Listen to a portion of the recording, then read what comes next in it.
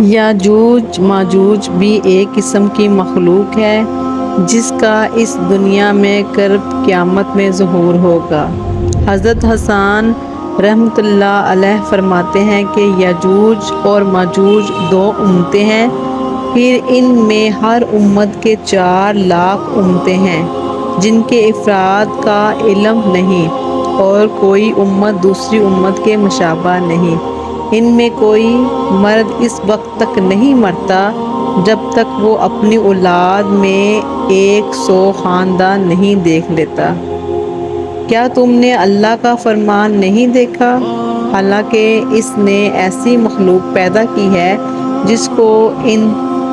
مخلوقات میں سے کوئی نہیں جانتا مگر وہی جو اس اعلیٰ خلق سے اوپر ہے، اور اس نے ایک مخلوق ایسی پیدا کی ہے جس کو کوئی نہیں جانتا مگر وہی جو اس خلق اسفل سے نیچے ہے، اور اس نے ایک ایسی مخلوق پیدا کی جس کو یہ مخلوقات نہیں جانتی مگر وہی جو ہوا میں اور آسمان کے درمیان، اور ہم بہت زیادہ نہیں جانتے اور بھی بہت زیادہ نہیں جانتے۔ حضرت وحید رحمۃ اللہ فرماتے ہیں کہ اللہ عز و جل روز قیامت اولاد آدم، جنات، یاجوج ماجوج اور جن و شیاطین سب کو جمع کریں گے تو یہ سب ایک حصہ بنیں گے، اور پہلے آسمان کی مخلوقات 9 حصے زیادہ بنیں گے، پھر پہلے آسمان کی مخلوق کو دوسرے آسمان کی مخلوق کے ساتھ، اور تمام اہل زمین،